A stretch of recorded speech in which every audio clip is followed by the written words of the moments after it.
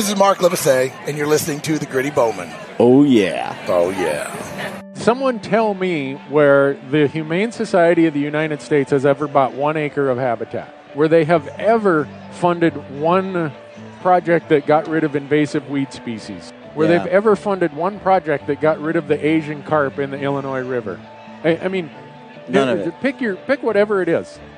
They've got net assets in the hundreds of millions, and they've never done anything. I did this whole series of posts of the hierarchy of dead animals on Instagram, on social media. So I had like a picture of chicken. No one cares. Like dead, like chicken meat. A picture of chicken. A picture of fish, like cut up fish. No one cares. A picture of an actual fish. Still, no one seems to give a picture of a dead turkey. No one seemed to care. It seemed like But then I showed bear meat. And I showed some bear meat that was just in a bag. What about that? And I'm like, now we're getting weird, right? Well, it's just meat, but it says bear on it. This is bear meat. We care about wildlife. We care about landscapes. We care about all the things that are necessary for conservation. We'll tax ourselves 11%.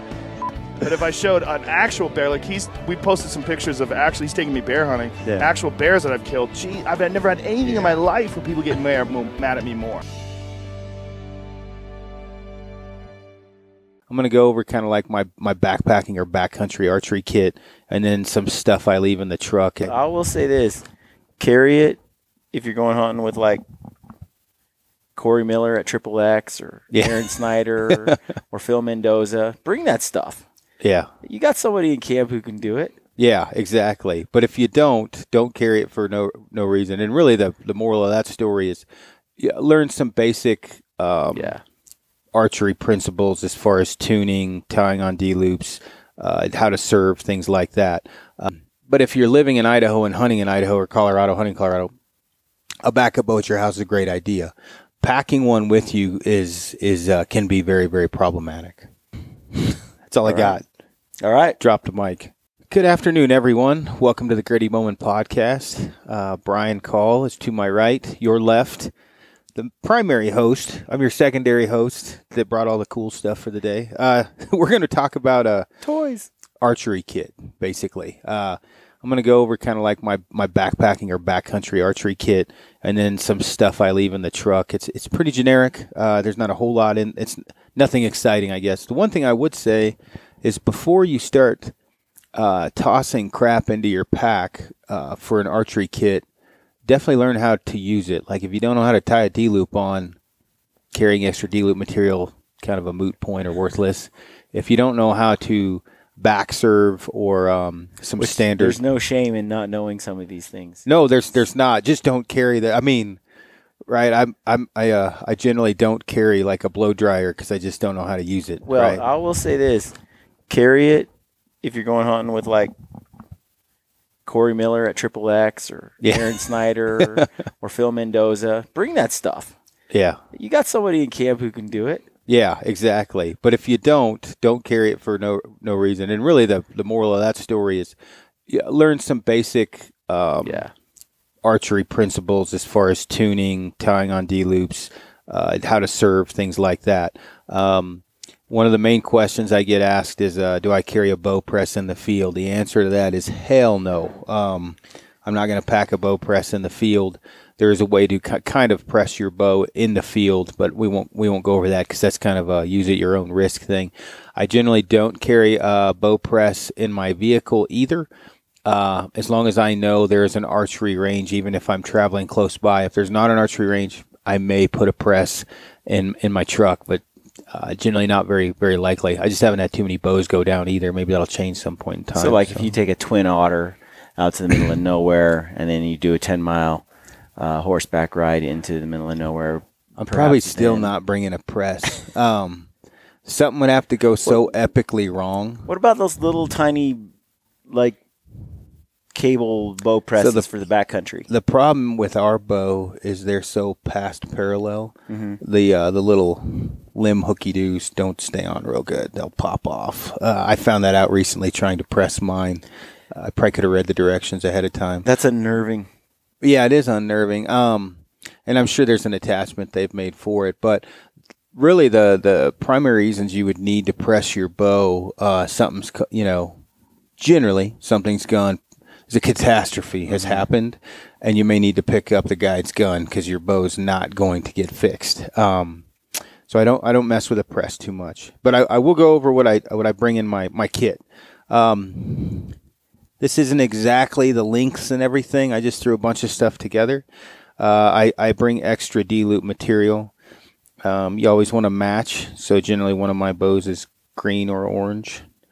I usually cut these to length. I haven't yet because I haven't needed to, and for me it doesn't matter as much to cut them to length. I can generally get it right because mine are always about as short as you can get them. But you can pre-cut a couple of these so they're ready to go, and you burn the ends and have them ready to go to be tied on. But I always carry extra D-loop. And a lot of times, depending, I'll actually just carry one long length of this, especially if I'm running some type of a limb-driven, cable-driven rest in case that cord, anything ever happens to it, I've got a backup for that. So yeah, extra D-loop, pre-cut certainly won't hurt anything.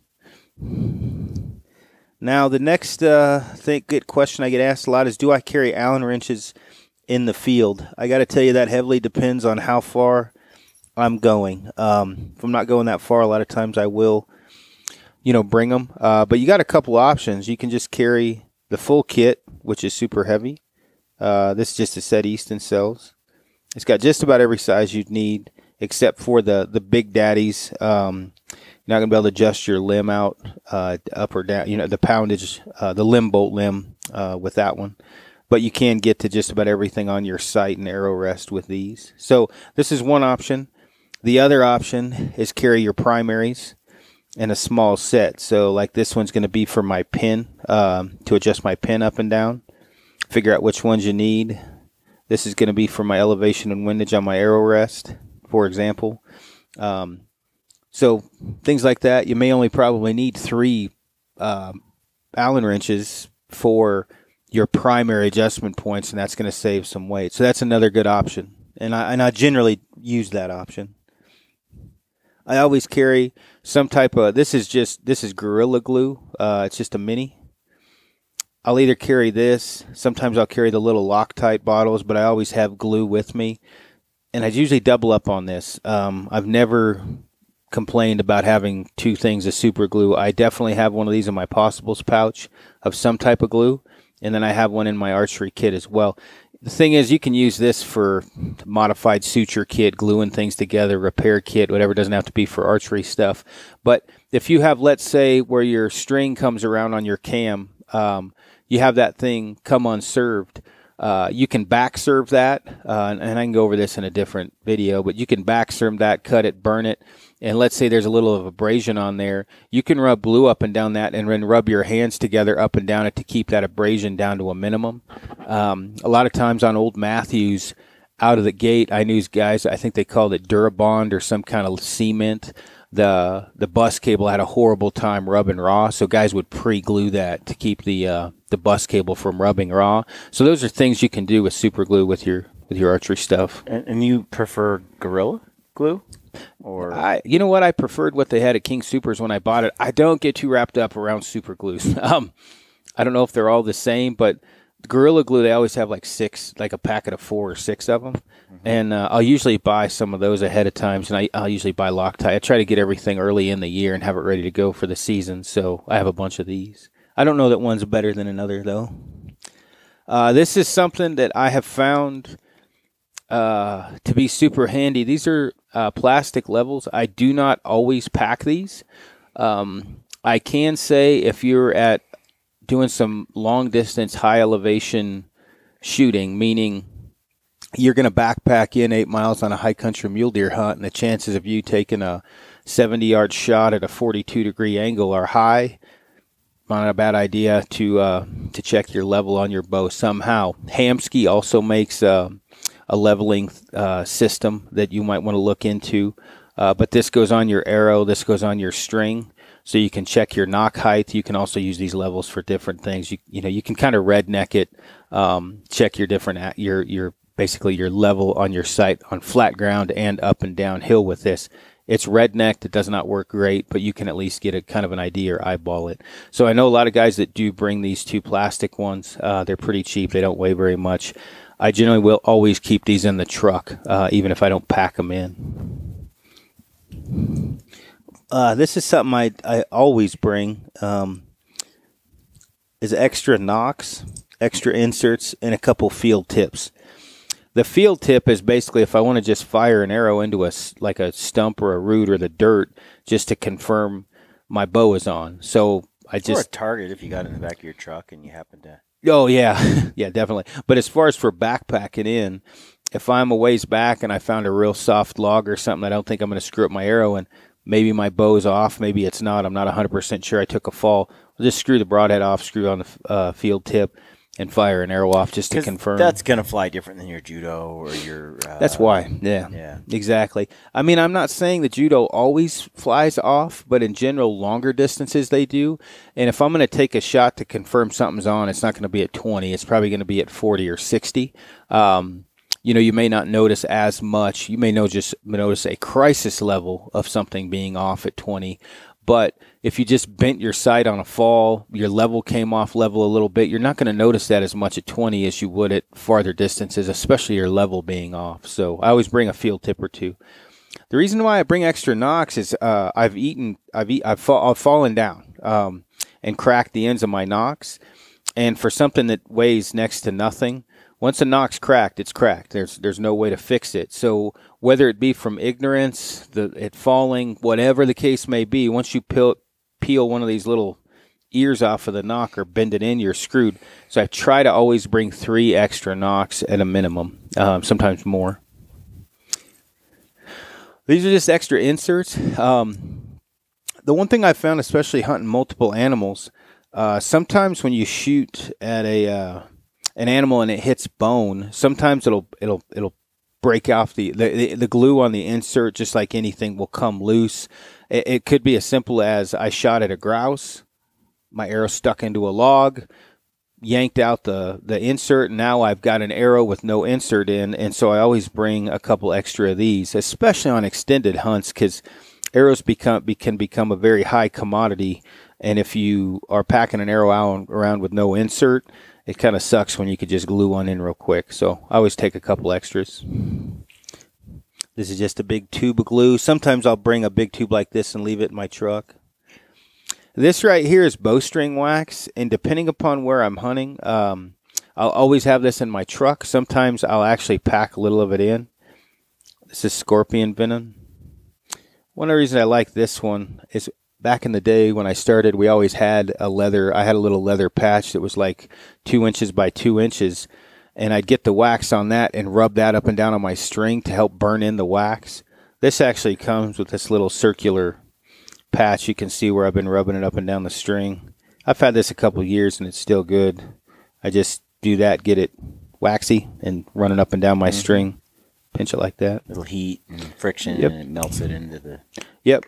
I'm probably not going to be packing this into the woods, but when we go to BC, Alberta, I travel to Idaho, whatever the case might be, I always have this in the truck no matter what. I'm not going to pack it in, though. The final thing is some type of a serving. I know some guys pack sinew, which is it tendon? Or whatever, I don't know, it's a part of an animal. Either way, some guys pack sinew. I usually pack halo, and what I'll do is just wrap the serving around like my level or whatever else I'm bringing in there, and I'll just get like 5 feet, 10 feet or whatever wrapped around. Halo serving. It's a type of serving. It's a brand? Or a type of... It's a type. Material. Actually, yeah, it's a type from... I should probably know who makes Halo, but yeah, it's a type, not a brand. This is more center serving and end serving right here, and there's different thicknesses. This is 30 thousandths. I believe this is 19 thousandths. You just want to make sure, one, you know what you're packing and why. You don't want to, like, you're probably not going to want to use 30 thousandths serving to tie a knot above and below your D loop, for example. And if 30 thousandths serving, and if you're running, let's say, a really multiple strands on your string, for example, and then you try to throw 30 thousandths serving on that, it may not even fit at the groove of your cam. So you want to make sure that you're running the correct serving in the correct place, correct diameter, things like that. So for this, for me, is usually some crisis level thing has happened, and one of these two, I'll hodgepodge some shit together and make it work. I think I have 8 different types at home, from diameters, things like that, which isn't a ton compared to some guys, but I don't pack these into the wilderness. I just pull a length of it off and then carry that in. But I will keep these back at the truck. I've had to reserve guys bows where we've had to hike out maybe only 4 times in the course of the last 20 years or something. But with the levels, everything that's in that kit, I can cut the guy's serving off completely, reserve it with those levels, get my knock point correct, or with a T-square, but get the knock point correct, get everything back on track at the truck. He can fire a few arrows at 20, 30, and 40, make sure his point of impact is the same as it was, and we're back in business. You don't have all of these things, you're not back in business. You're coming out. And so at the very least, I want these things in the truck, depending upon how far we're in. Some of the things I have broken, and that's pretty much all I carry. I don't go too crazy. Some of the things I would look for or think about, though, as far as injuring your bow and being able to fix it, broken pins, whether it be something come loose on it or the fiber breaks on the actual pin. Most sites now have a fairly long length of fiber past it. So what you're going to need to do is have the Allen wrenches to take the housing apart to refeed that fiber through. Now, once you fed the fiber through the eye, let's say the parts you're looking at, you're going to want to burn that, but you don't want to just hit it with a lighter. What you're going to want to do is snip it off with fingernail clippers, a sharp knife, whatever, and then you're going to want to heat up your razor blade, like for your Taito knife. Heat that blade up and just barely touch it to the end of that fiber, and that'll mushroom that out so it doesn't feed back through, if that makes any sense. Otherwise, the fiber will just come back through again. Now, you don't want to overheat the blade because I think it's the chemicals or whatever. It dulls the fiber. So you just want to heat it up enough just to mushroom it. That's one thing I've seen happen frequently. Drop-aways. As much as I make fun of a whisker biscuit, there is one thing about them. They are foolproof. Where drop-aways do have some inherent problems. Obviously, the fact that it's hooking to a cable or the limb, something can go wrong, meaning generally the cable comes loose, unties, whatever. So just have the knowledge to fix it and the know-how, and have your bow marked. Mark your arrow rest. Mark that with whatever it takes to mark it. I usually scratch mine in so I know where it's at, left and right, up and down. I mark my cams so I know where they're synchronized at, and one's not advanced more than the other. I'll mark that in accordance with my limb.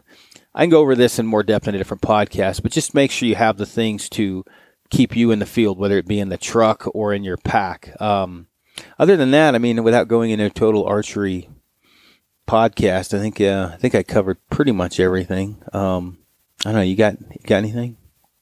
Well, all right. Well, if you have any questions other than that, feel free to ask. There's plenty of resources online. Darren Cooper's written some great articles. What's the dude's name? He has a podcast. Dudley, right? Mm-hmm. Dudley. John Dudley. He does tons of stuff. Not to send you another podcast, but he seems fairly.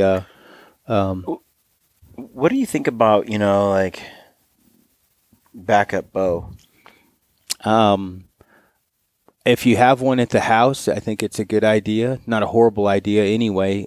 Do not leave it in the truck, especially in September. If you leave a backup bow in the truck and it gets hot, which September generally does, your limbs will delaminate and can potentially blow up. So that's a problem. Now, if you have a backup bow, whether it be at the house or, you know what I mean, like if you're traveling from back east to Colorado, a backup bow is a lot more problematic. But if you're living in Idaho and hunting in Idaho or Colorado, hunting Colorado, a backup bow at your house is a great idea. Packing one with you can be very, very problematic. I don't know, though, if you're going to the territories or you're going up to Canada or to Southeast Alaska. Man, it all boils down to money right at that point. But being able to put a bow inside of, they have the 2 bow cases now, mm-hmm. Whether it be, I don't know, Pelican, SKB, or whatever. There's a bunch of them that have where you can just throw 2 bows into one box. And if you have 2 bows dialed and something goes wrong with another one, you have the backup. Oh, yeah. And I mean, I don't, not to do an insane sales pitch. I trust in the gear I'm using enough so much. I've never brought a backup bow. Part of the problem is I'm generally in poverty. Okay, like no, we're Brian and I. Neither one of us are very wealthy, and you're paying for an extra bag. And the way that I've had to pack to meet the weight limits to not pay for an extra bag, I throw so much clothing in my case. Now, if you don't, it's not that bad. It's like $75. Yeah. If it's something, and a lot of guys I know, how their brain works where they're really paranoid, I would say if it gives you peace of mind, bring the double bow case, bring an extra one. For me, I haven't had it bite me in the butt yet. And I think once it will, probably be shit different. Yeah, I've had a couple of bows break down on me and it would have been nice to have a backup bow. At the time, I did not. Years later, I bought a new bow, kept my old bow, and then I bought a case that holds both bows in it. Because there were a few times where I traveled to an out-of-state hunt. It took me like 8 or 9 years to draw the tag, and like Arizona was an example, and I put all this time, effort, money, everything into this experience. I'm getting out there and switching to just picking up someone's rifle isn't an option. It's an archery only hunt, right? It's not like some of the hunts we were doing in Alaska. I will say, if your knowledge base was higher in archery, you probably wouldn't need a backup bow as much. True. And that I think on my end, I can't think of a reason other than having a cam or limb break, which is a crisis level. You ain't fixing that no matter what you're doing. In both cases, the string was cut. Yeah. One time the string was cut. The other time it was just off. Yeah. Something happened and it was something banter. Yeah, it just would not tune or shoot straight. And so having the backup was nice. You just pick it up and go, and you didn't lose any time. For me, it just was a very simple thing to do because I already own the bow. It's already got a set of arrows. It's already got everything ready to go. Just bringing it along is not that much trouble. As we're talking about that, keep in mind I have two Aaron bows. has two bows. Yeah, he has one like at 90 pounds and one at like 70. Yeah, and I do. I mean, when we go on these hunts, am I going to bring an extra bow? Probably not, because I haven't been bit and my knowledge base is relatively high to fixing a bow. But I bet as soon as I have one go down, I'll be bringing a backup bow. I remember driving 7-8 hours and, talk about leaving it in your vehicle. It's a bad idea. But a lot of times where I was hunting, it was cool, dark forest, and we just left it in the back of the canopy, locked up in a case, and it never got hot because there's no sun on the vehicle. And I will say, in the back of the truck with a camper on is different much cooler. The cab of the truck. The cab of the truck gets hot as hell. I have had a sight before. I won't mention the company's name, but I had a sight that I promised I'd use for the year, and I was so freaked out about it. I had a backup already sighted in the truck because of the issues I had with that sight. This was in 2012. Yeah. And sure as crap, I didn't break it before I killed the deer, but on the way out, all the pins got broken. Now, I was, it was a rough pack out or whatever, but I did leave a backup sight already sighted in. I could just screw it back on because I was so worried about the pins on this sight. I did that once before where I was hunting out of a tree stand. Yeah. And it was really low light in the morning and the evening. And there was a site with these giant pins that were super bright in the morning and the evenings for this tree stand. I'm only shooting out to 30 yards, really. Yeah. And then I'd hit the east side of Oregon and be hunting elk, and I'd be shooting longer range, and it'd be wide open, and that site was crap. Yeah. But and so having it already pre-sighted in, I mean, all you got to do is bolt it on, bolt it off. Yeah. And it lines up. Yeah, for sure. It does. It worked great for me. I mean, now, actually with most of the sites now on the market, I mean, like with us, The one I'm using is a dovetail mount, and I could slide one off and slide back on. And I've thought about shooting for tournaments 10,000ths fibers, and then going to a 1929 combo or a 1019 combo for hunting. Because as cool as that sight is when you're aiming at a quarter at 40 yards, is great. It really sucks because it doesn't suck up a whole lot of light when the sun is dwindling away. So yeah. Anyway, I just was curious what you thought about having a backup bow. I was gonna say if someone wants or someone has the ability for a backup bow and you're driving and you can keep it cool and all that kind of different stuff, I don't think there's any issue. I would say it is as important to have a backup bow. It is more important or as important to gain knowledge on tuning or and that's easy for me to say because I liked doing it. Yeah. I mean, I've had people try to teach me other things, and I just golf being one, hated it, didn't listen to anything, right? So if you're not into it, you're just not ever going to be into it. What's your last words on the archery kit? On the archery kit? Yeah, concluding thoughts. Don't bring it if you don't know how to use it. That's all I got. All right. Drop the mic. Stay gritty. The future of public lands. All of us own them, all of us use them. Political activists are demanding us to hand over the public lands where the state legislators could transfer and control these lands. U.S. citizens own 640 million acres of public lands, which creates 6.1 million jobs and generates $646 billion per year. States have been selling off land to pay bills for over 100 years, thus closing access to the public. 39% of original 64 million acres have been sold. The cost of land management would break most state budgets. For instance, who will pay the hundreds of millions of dollars to fight major wildfires each year? It doesn't matter how many promises are made. The financial reality is it will force states to have to sell off our public land. President Theodore Roosevelt said, "We must preserve our lands for future generations, not merely to the people now alive, but to the unborn people. Our duty to the whole bids us restrain an unprincipled present-day minority from wasting the heritage of these unborn generations."